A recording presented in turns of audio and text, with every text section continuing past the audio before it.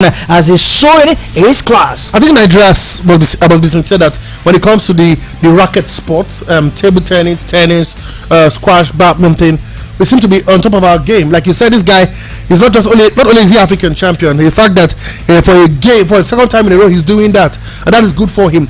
I think I love the fact that the different federations in Nigeria are already preparing. They are gearing up for the Africa Games. The last time I checked, I think 25 sports where Nigeria will be competing, and it looks like in every sport there is a contender for laurels in Africa. So I'm really happy. Football is on the rising. Other sports as well is on the rising, and it tells you this is what we want to hear ahead of an African game. So I don't. It's gonna those days when we participate. We just go to Accra to participate. Now I can beat my chest and say, okay, Nigeria will be there or thereabout in the medal tables, which is what we want to see. I'm happy.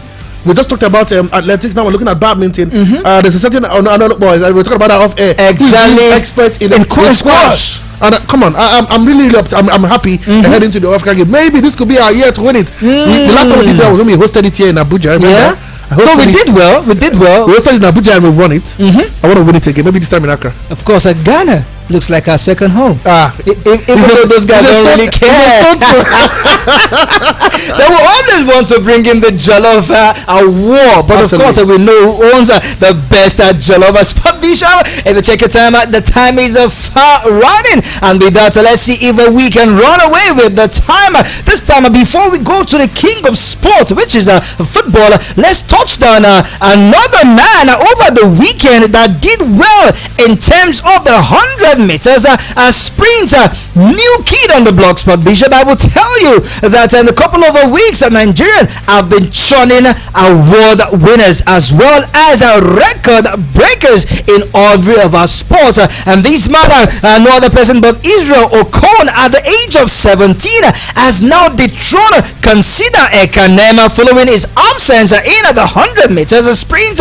This man finished with 10.20 seconds in the game, in the run rather, that featured the likes of Fakorade Adekule as well as Enoch Adegoke. This guy at the age of 17, Spot Bishop, finished with 10.20 seconds, is now the current holder of the Nigerian best when it comes to 100 meters sprint. Let's be realistic. I keep saying sport is for the youth. As much as we look at the other guys who we think should be winning this kind of race, the likes of Olainde or Lajide, but it tells you something that young athletes have come to stay. We talked about Faith, who is 17. This young boy as well is doing well. Let's talk about Kanem. And the fact that, like I said, for me, is the fact that they are preparing for the Africa Games. That's my own take. Where was Kanem consider in last month or 2 months from now? But he's 17. He's punching up far above his weight. And come on.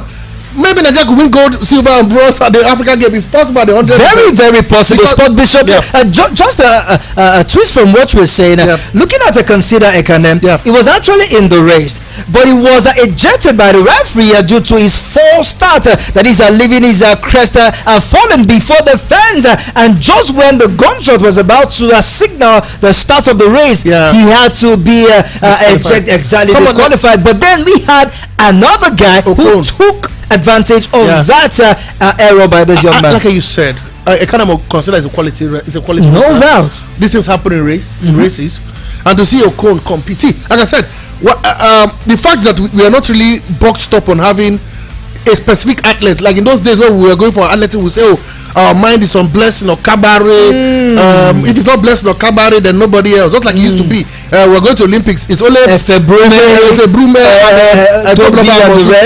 then the rest. But now we can look at if the so-called Nigerian best are going to trials and are being beaten by the so-called young geese. It tells you a lot is happening. Don't forget, I listened to Tobono Kokoa, the president of the African Federation of Nigeria Athletics, I beg your pardon, where he said they were likely to look in homegrown for the African game because they're not sure if majority of the foreign athletes will participate. And the way I'm seeing the local aspect, they are taking full advantage of that call by Tobonok. And look at first was Faith. Now it is Okon.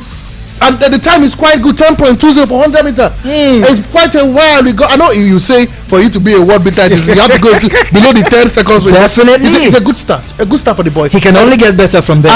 Come on, he's 17.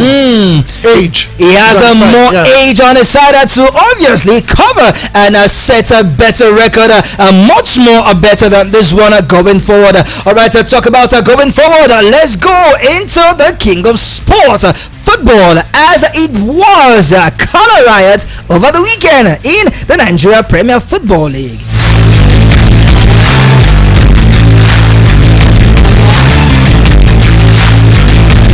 All right, in the Nigerian Premier Football League, exciting result was a gong of it on should I say phone, TV sets everywhere over the weekend. Absolutely. And one team that actually did well was the likes of Remo Stars, though they were held at home by Abia Warriors goalless, but it was held away from home, I beg your pardon. They played away from home to Abia Warriors. It was a good game for the likes of Remo Stars. One man join us on the show this evening, and no other person but the media officer of Remo Stars, Ola Dimeji.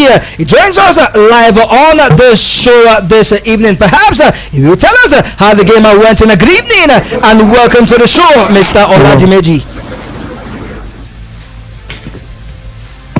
Hello, good evening. Oh, we can hear you. Good to have you join us on the show this evening. Can you hear us? Good evening. Hello? We can hear you loud and clear. Can you hear us?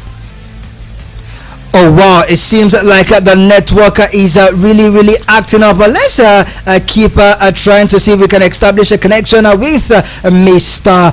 Oladimeji all the way from Ikane.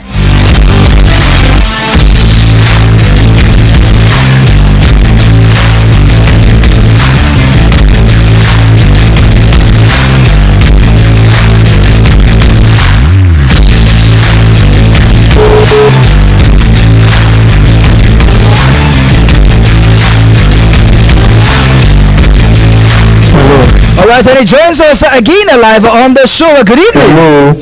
Good evening. We can hear you, Mr. Oladimeji. Can you hear us? Oh. Hello. We can hear you. Go on.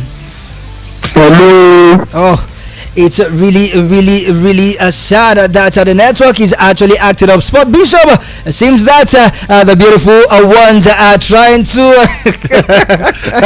come on, let's say you take a Remo Stars goalless against Abia Warriors away from home at the new stadium this time they played at the AIMA stadium right there in Aba. Absolutely. I think for Abia Warriors, good start to the second start of the season, and don't forget Remo Stars was high flying in the league, that is the Nigerian Premier Football League. They've been when it comes to playing where they've been playing, it's been top notch. So for me, I think for Remo Stars, it's not the perfect result for you to start the second start, but it's a good enough result to remain on top of the table. Looking at what happened across board in the Nigerian Premier Football League, so a good result. It's not easy to go away from home and shut up shop. They kept a clean sheet, though they didn't score, but they'll take that point and move back to Kenya. But to me, it's going to be like you hearing from the coach after the game. He was always looking at the positive side that they got a point from away from home. One of the few teams that managed the point away from home this term, this week in the NPFL. All right, so Sport Bishop, let's breeze through all the games that went down over the weekend right there in Akure. It was Coach Kennedy Zaboboyes who managed a home draw on his debut in that one, as they played a 1-0 draw against their opponents, another person but the Sunshine Stars of Akure, and that is a steamer playing a goalless draw against Kwara United.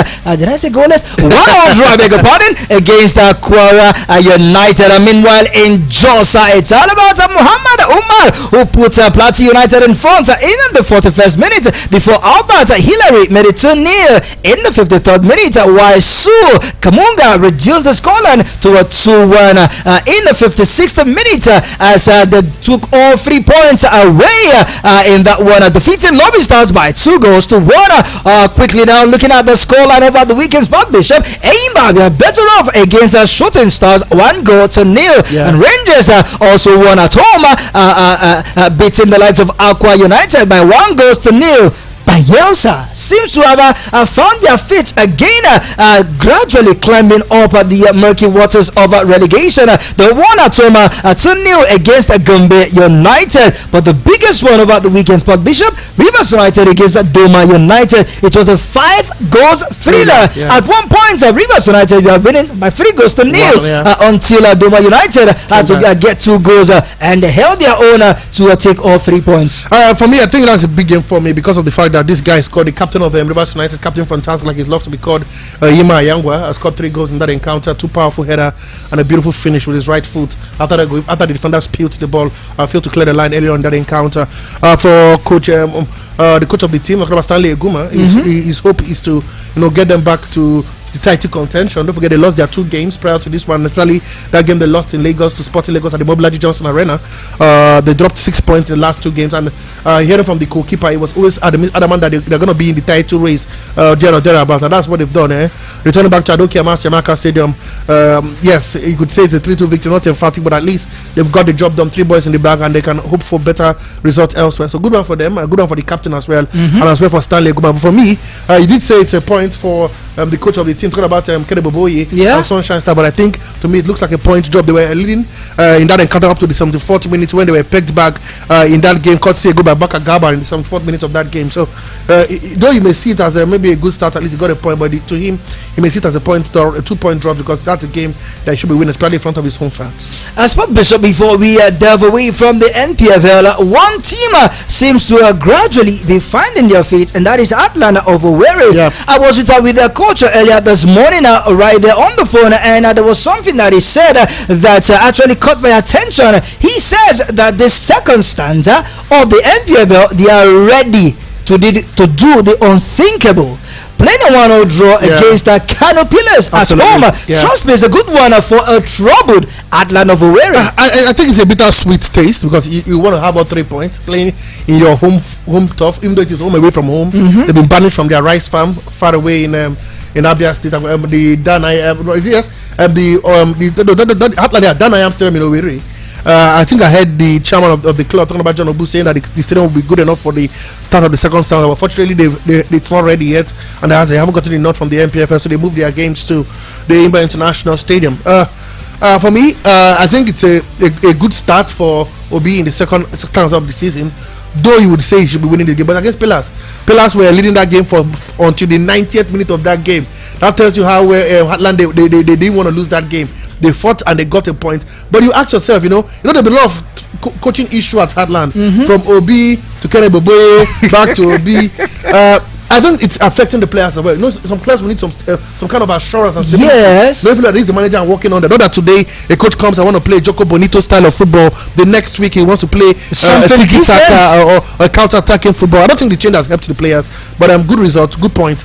We'll see where they climb up from there. Don't forget, at some point in their history, Haaland had never been relegated up until when the governor talked about Rochas Krocha was in charge, and then financially they had issues and they went down. Hopefully they want to go down again for the second time. They will do everything to stay up in the league. All right, away from that, Sport Bishop, let's move away from Nigeria and the NPFL. This time, let's touch down our neighboring brothers. Talking about the indomitable Lion of Cameroon, as news breaking from the Feka Foot, talking about the Federation of Cameroon Football. But this time, it is the head coach of South Africa, Ugo Bruce, who is telling, or better still, advising Samuel Eto'o to stay off football in Cameroon, perhaps not getting too involved in the activities with the indomitable Lions of Cameroon, as his influence is disturbing the flow of football, getting into their training pitch, getting into their dressing room, backing instruction, and having rancors with the players as well as the coach. Is not helping the federation in general. I think he's saying the right thing. I was one of those who was critical about Samuel Eto'o. So we hear almost all the coaching crew of the team have resigned, aside especially for Ming, who I thought was a good inclusion to the backroom staff of the Indomitable Lions of Cameroon. He said for too much interference from Samuel Eto'o, and you could see that live even during the games at the Afcon. There was a stand coach who was just there picking calls. And the camera can be crazy at times. Those guys in front of the camera, they pick the assistant coach, they pick Samuel Eto'o on the phone. So it must have been, how do you sit in the VIP section and you are dishing out instructions to the coaches who should be doing their job in Doga. Sometimes we know you're a great guy. We know you have love and passion for Cameroon.